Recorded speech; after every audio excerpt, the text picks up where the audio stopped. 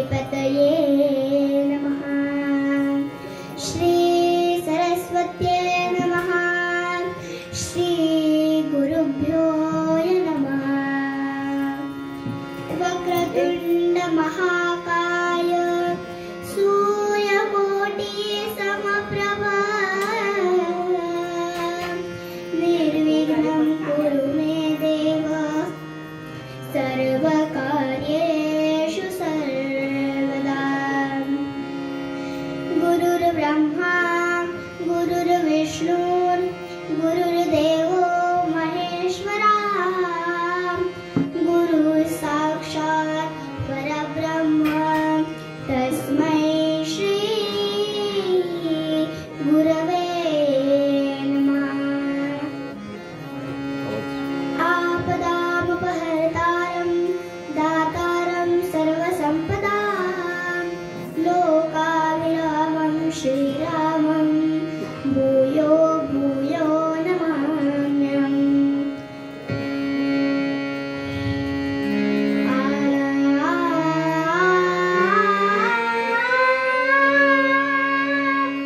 जय जय राम कृष्ण हरे राजा राम।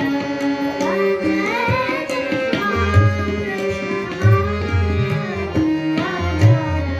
जय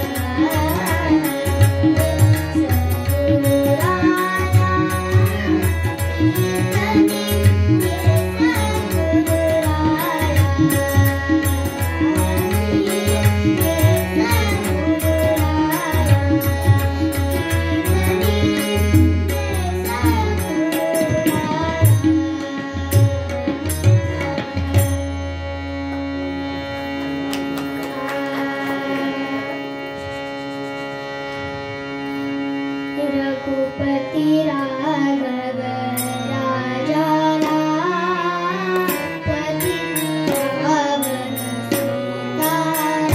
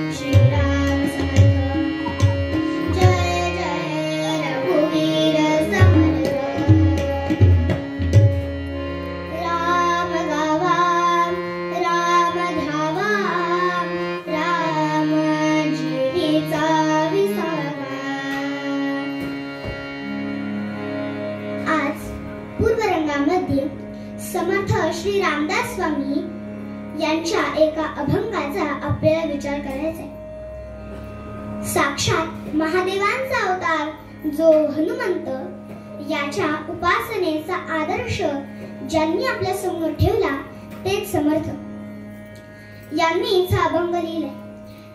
साक्षात महादेवांनाही प्रिय असे जे रामनाम आहे, याचं महत्व अधोरेखित करणारा हा अभंग. याकरिता उपस्थित असणाऱ्या सर्व भाविक श्रोते यांच्या हृदयस्थ परमात्म्याला वंदन करते.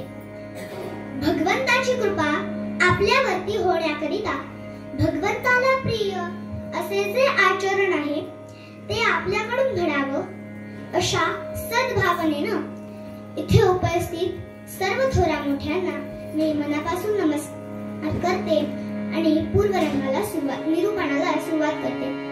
राम गावा, राम ध्यावा, राम जीवीचा विसावा.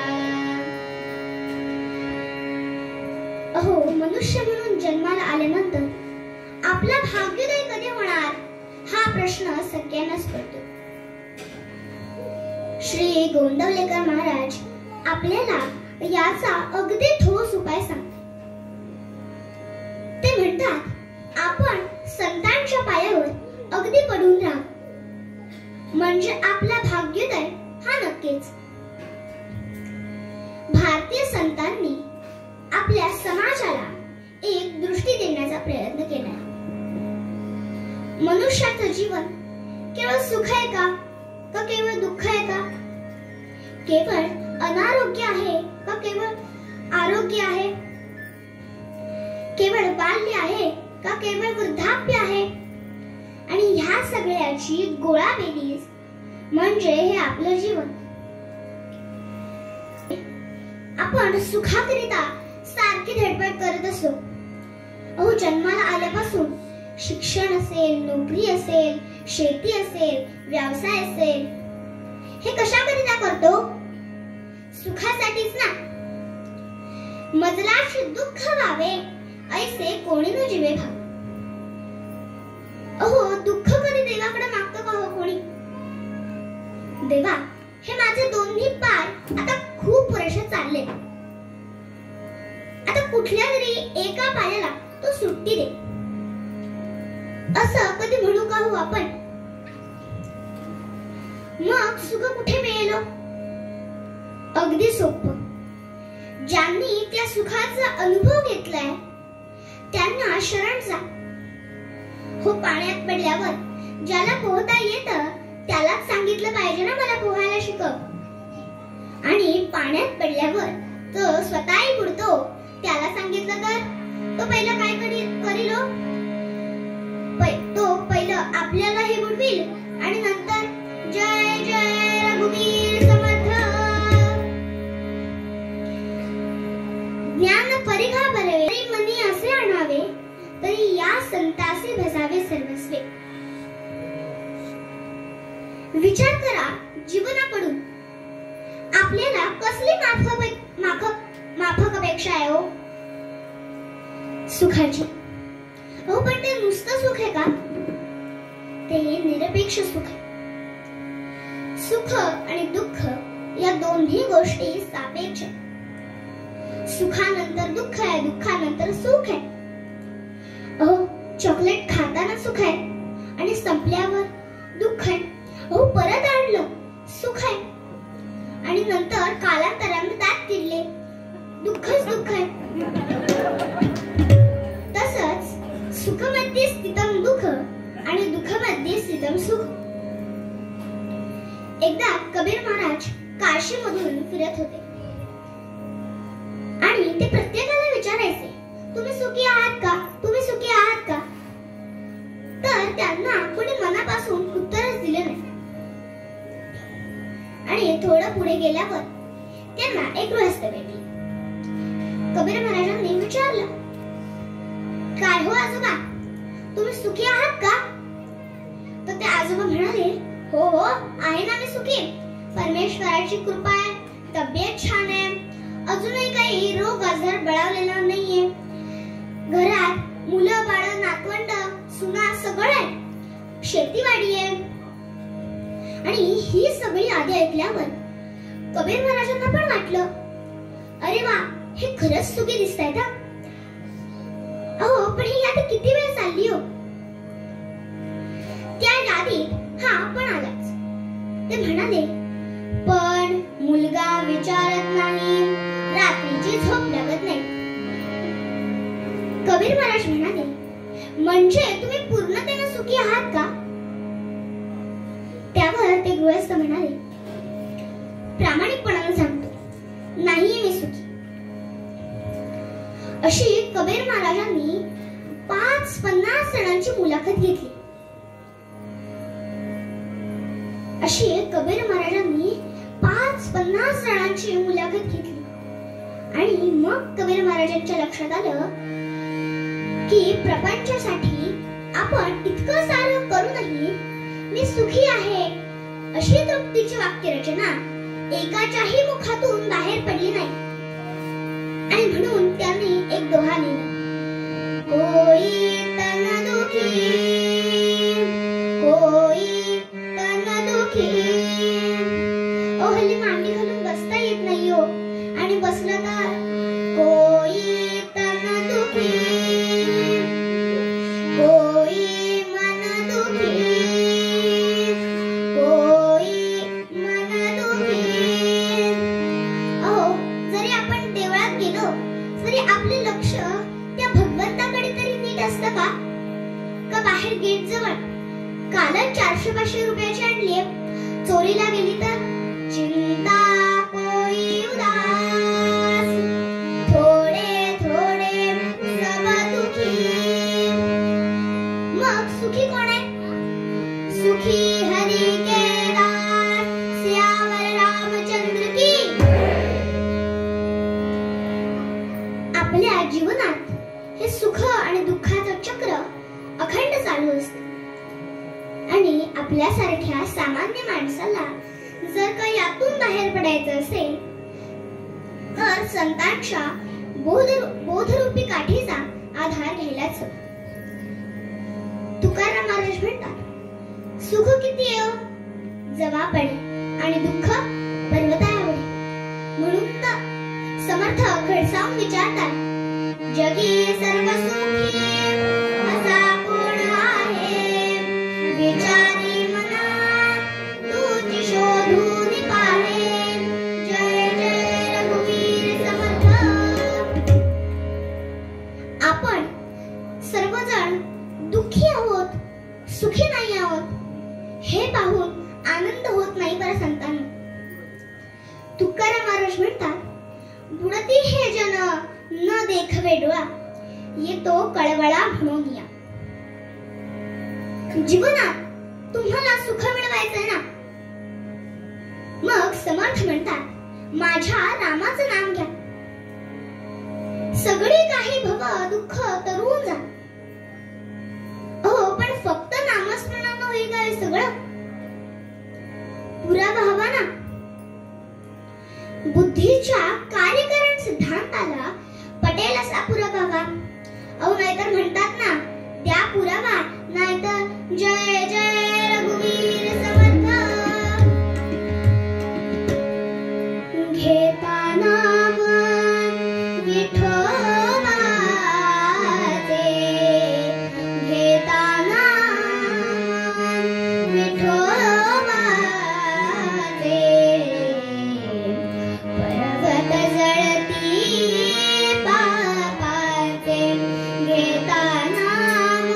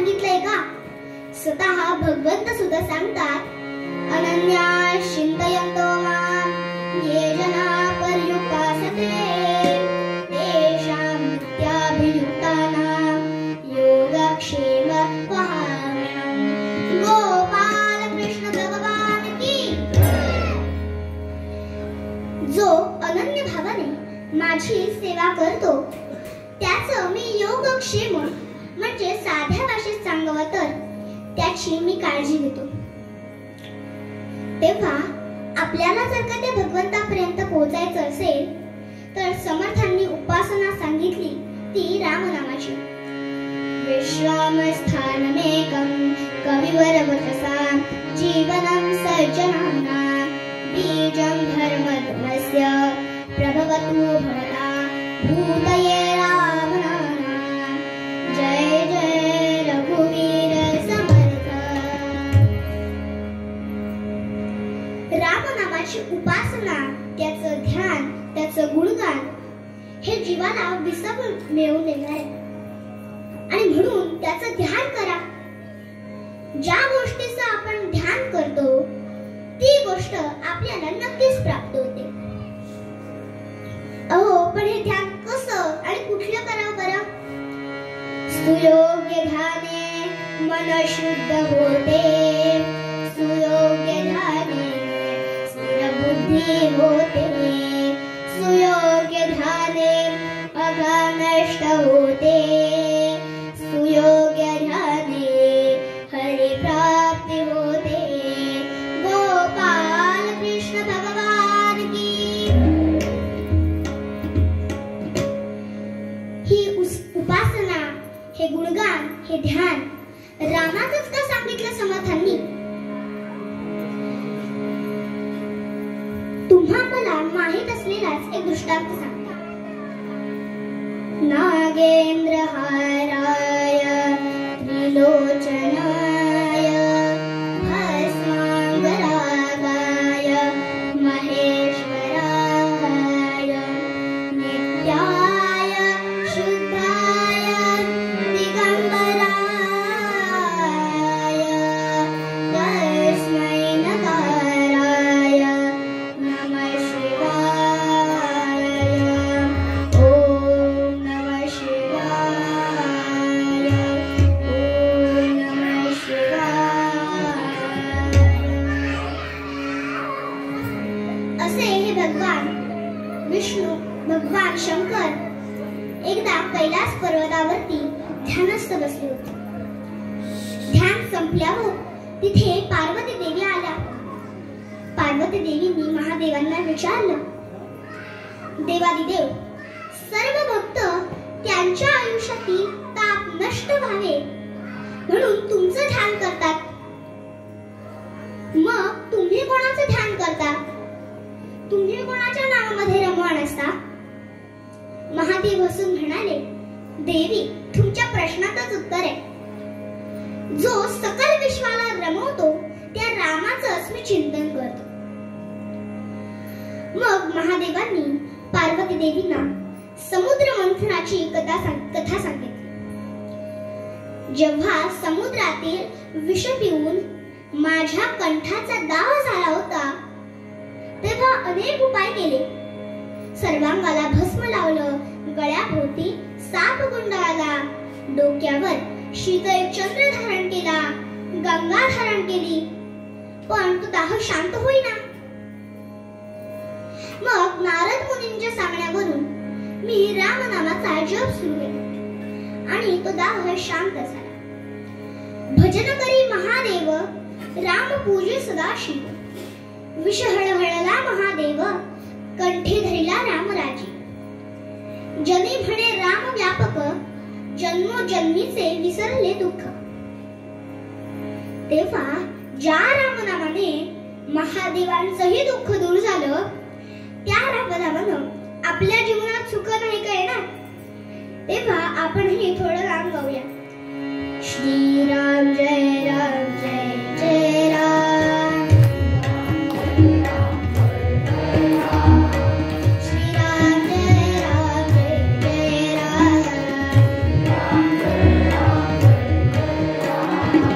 श्रीराम जय राम जय जय राम.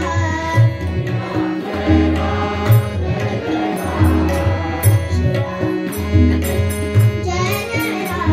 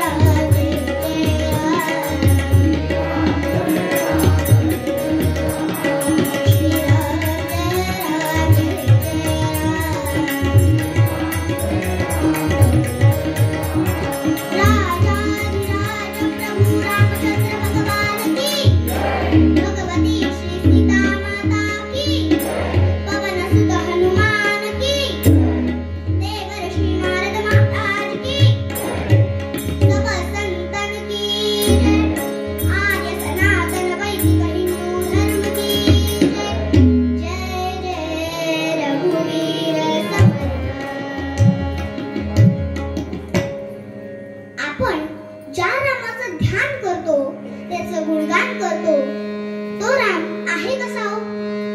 सौंदर्येर्वा गुणैर्वा रघुपती सदृश नसती देवो द्वितीया. सौंदर्य आणि सद्गुणांमध्ये रामाशिवाय दुसरा देवच नाही असं शास्त्रात वर्णन येतं. अहो, वाल्मिकी ऋषी तर रामायणात अयोध्याकांडच्या सुरुवातीला रामाच्या सद्गुणांविषयी एक अख्खा सर्ग लिहितात. 60 पेक्षा अधिक आहेत रामजींचे सद्गुण. हो, पण जर का आपण आपली लिस्ट काढली तर किती येतील आपले? जेमतेम 10, 5, 2 का जय जय रघुवीर समर्थ. अहो, पण दासपुतातील मूर्खाची लक्षणं वाचून पहा. ओ, साक्षात आपल्याला समोर ठेवून समर्थांनी लिहिले की असा प्रश्न पडतो. तेव्हा लहानांपासून मोठ्यांपर्यंत सर्वांना आदर्शकारी जीवन शिकवणारी कथा चरित्र म्हणजे श्रीरामप्रभू. समर्थ म्हणतात, कथा मोरयाची, कथा वामनाची, कथा नृसिंहाची, कथा शंकराची, समस्तांमध्ये श्रेष्ठ या राघवाची. जय जय रघुवीर समर्थ. तेव्हा असे हे रामप्रभू आपलं कल्याण करतील हा भरोसा समर्थ आणि संत आपल्याला देतात.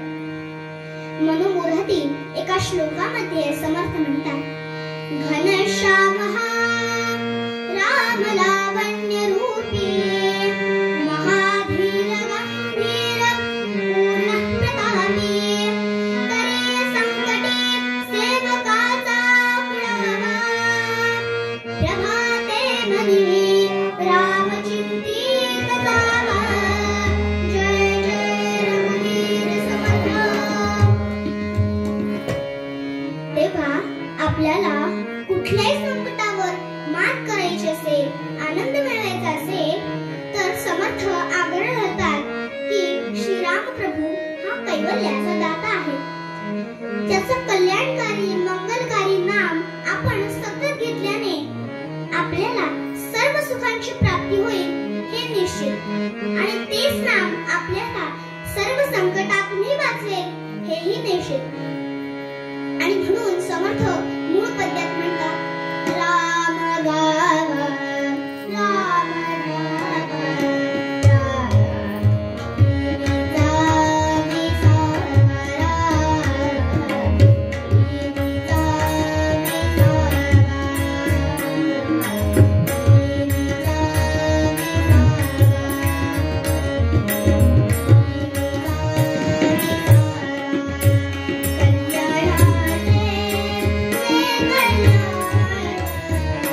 कल्याण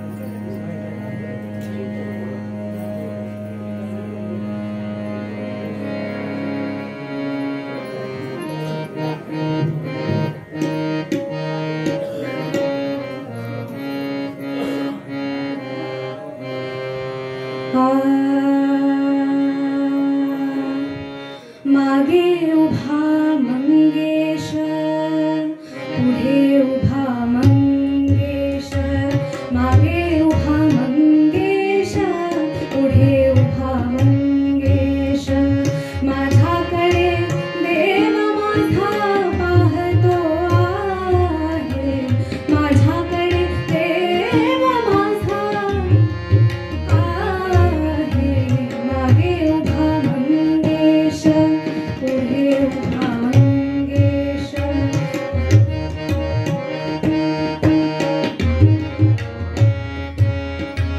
जटाजूट माथावरी चंद्रकला श्रीहरी, जटाजूट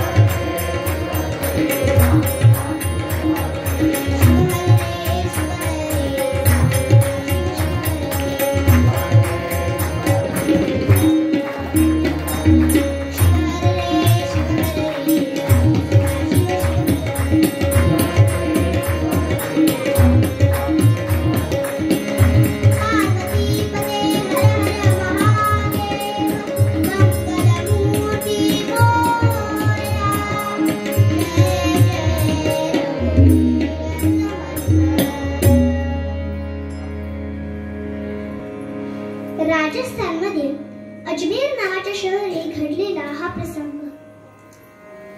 प्रसंग असा की राजा इंद्रद्युम्न हा द्रविड प्रांताचा राजा. आपलं राज्य हा राजा उत्तम रीतीने चालवत असे. राजाची जी जबाबदारी असते ती राजा उत्तम रीतीने पार पाडत होता. राजा या शब्दाचा अर्थ म्हणजे रंजयती सा राजा. रंजन या शब्दाच्या मागे केवळ मनोरंजन एवढेच नाही बरं का. कमीत कमी प्रजेला 3 गोष्टी जीवन आवश्यक आहे.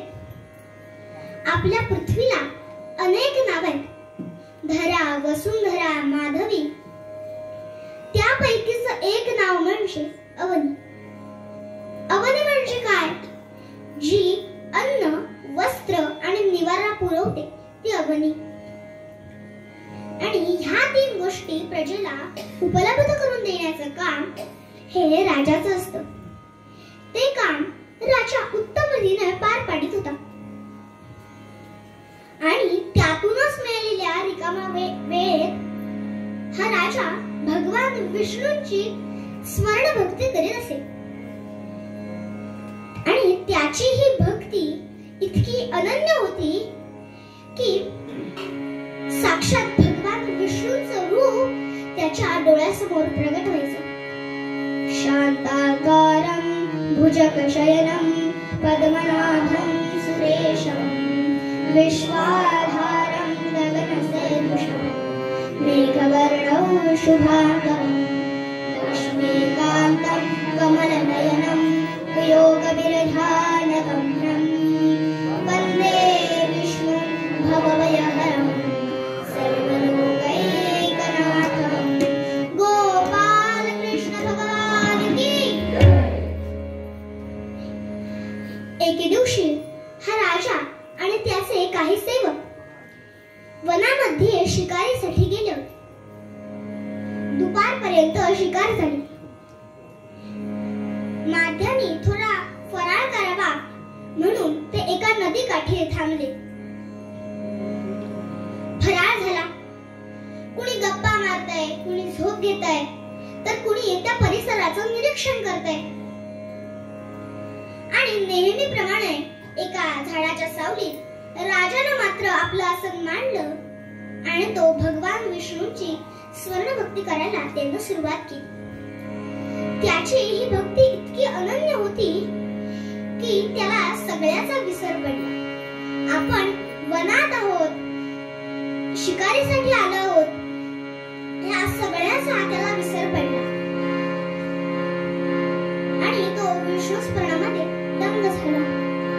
रूपी रंगले लोचना, रूपी रंगले लोचना, चरणी स्थिरावले मन, चरणी स्थिरावले मन. रूपी रंगले लोचना,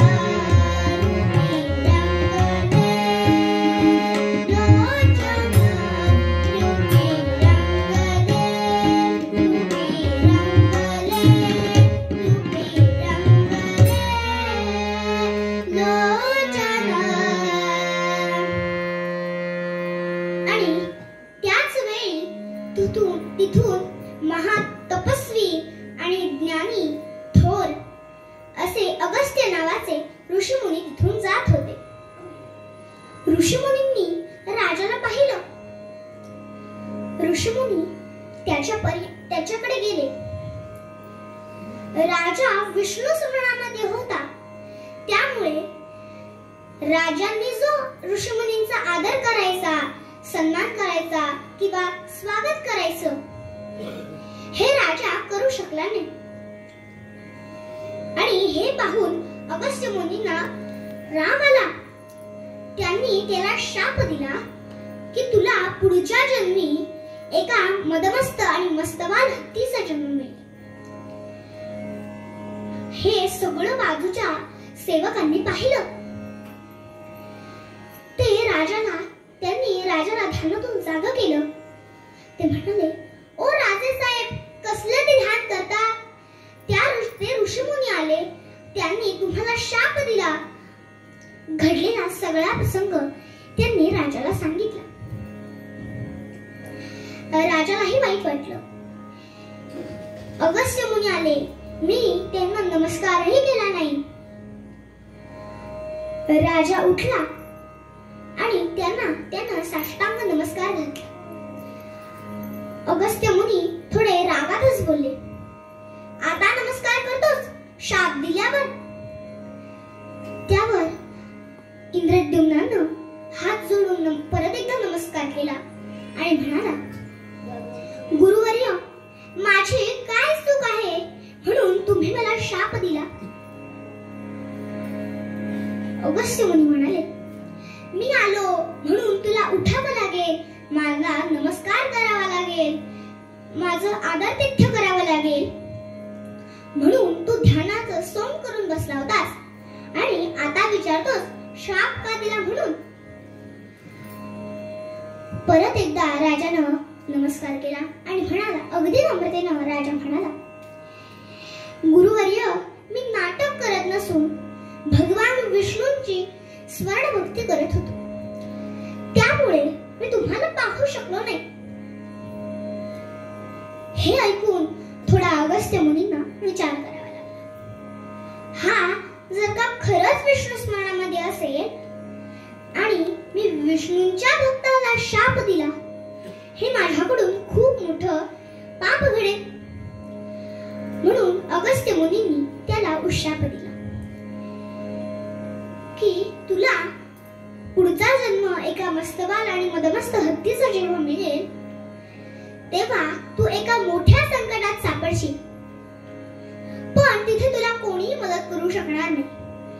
तू ज्या भगवान विष्णूंची स्मरण भक्ती करत होतास, तीच भक्ती त्यावेळी तुझा उद्धार करील. आणि एवढं बोलून त्या अगस्त्य मुनी तिथून पुढे निघून गेले. झालं.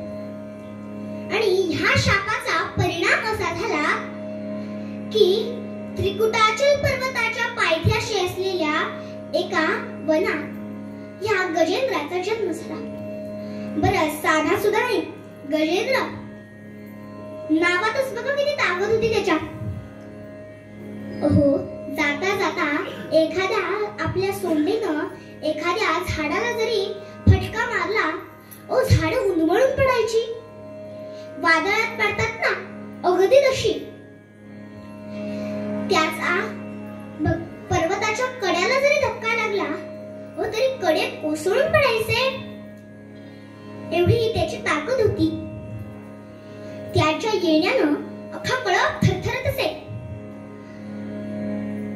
एके दिवशी त्यांच्या अरण्यामध्ये पाण्याचा दुष्काळ पडला. हो, वनात पाणी सुरलं नाही. पाण्याचे सगळे साठे आटून गेले होते. आणि पाण्याचा शोध घेत घेत गजेंद्र आणि बाकीचा अख्खा कळप पाण्याचा शोध घेत एका सरोवरापाशी आले.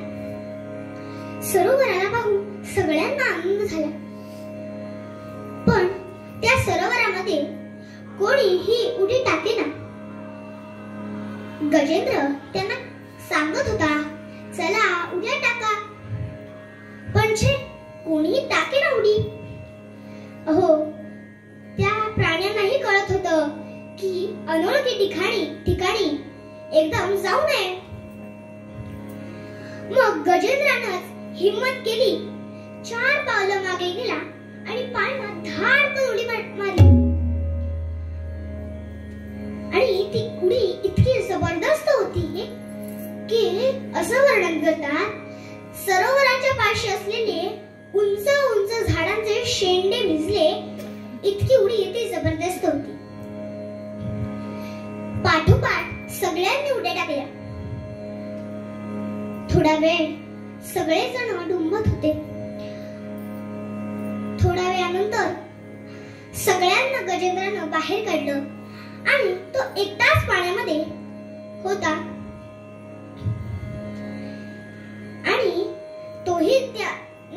बाहेर यायला निघाला. पण सरोवरातल्या एका नकरानं त्याचा पाय धरला. तो इतका जबरदस्त धरला की गजेंद्राला तो पाण्याच्या आत खेचू लागला. गजेंद्र आता मात्र जीवाच्या आकांतानं ओरडत होता, अरे मला वाचवा, मला वाचवा. मी आतापर्यंत तुमच्यासाठी काय काय केलंय. पण कोणीही त्याला मदत करू शकले नाही.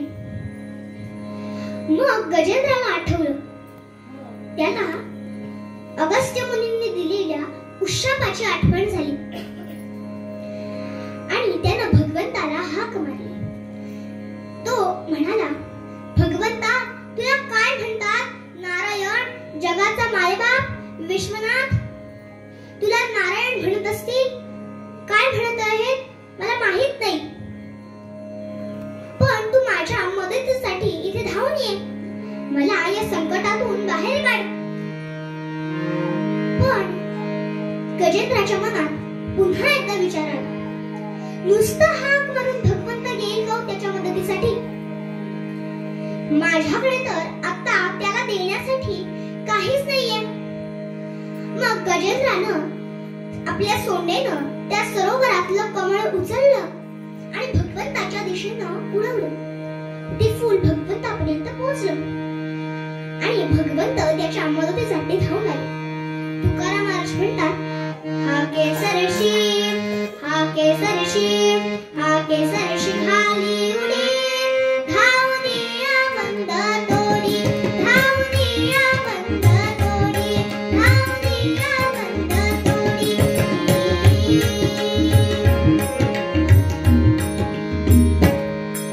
हा केसरशी भगवंत त्याच्या मदतीसाठी धावून आले.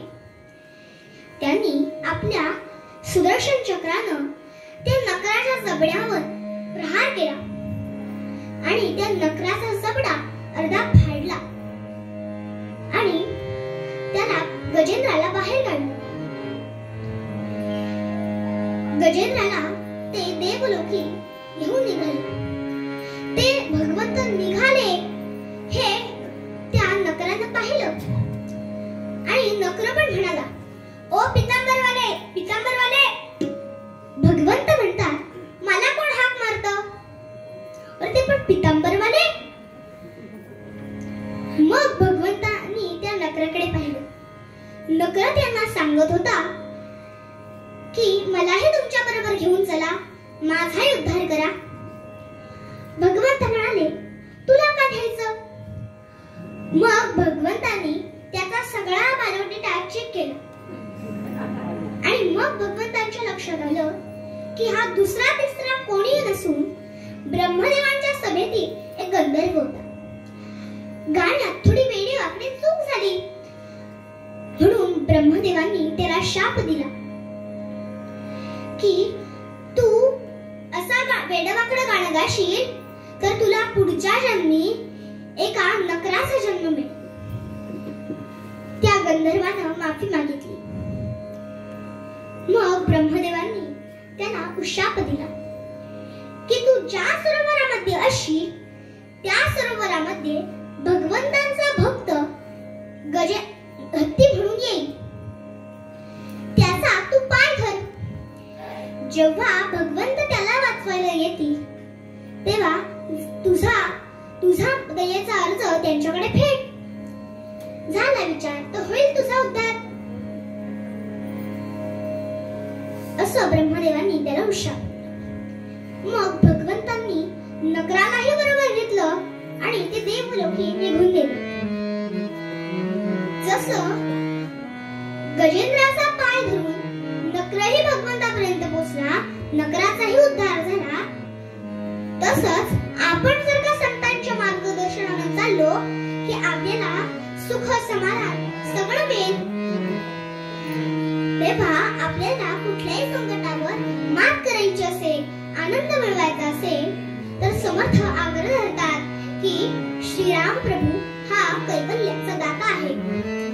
त्याचं कल्याणकारी मंगलकारी नाम आपण सतत घेतल्याने आपल्याला सर्व सुखांची प्राप्ती होईल हे निश्चित.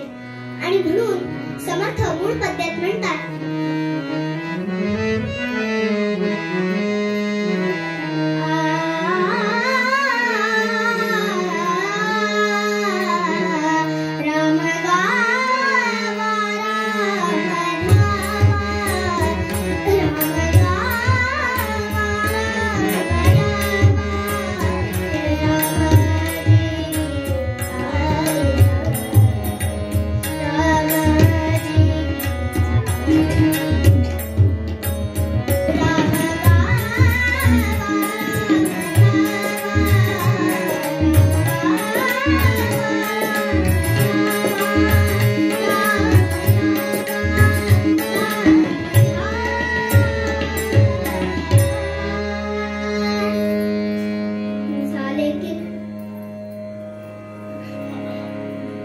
महाशिवरात्री निमित्त मला इथे कीर्तन रूपी सेवा करण्याची संधी उपलब्ध करून दिली याबद्दल मी आर्य मंडळाचे आभार मानते आणि झालेली कीर्तन रूपी सेवा तारकेश्वर भगवानांच्या चरणी अर्पण करते आणि संतांनी जे भगवंताकडे मागणं मागितलं ते आपण मागूया.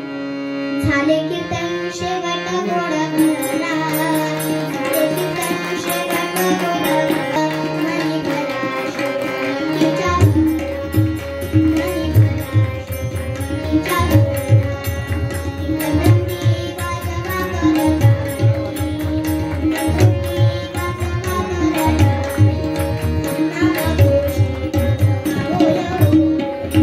नामघोषी नामगाओ.